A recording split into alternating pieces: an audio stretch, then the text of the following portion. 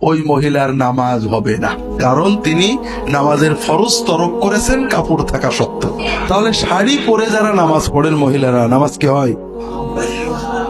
মহিলাদের জন্য নামাজের ভিতরে মাথার চুল থেকে পা পর্যন্ত ঢেকে রাখা ফরজ, শুধুমাত্র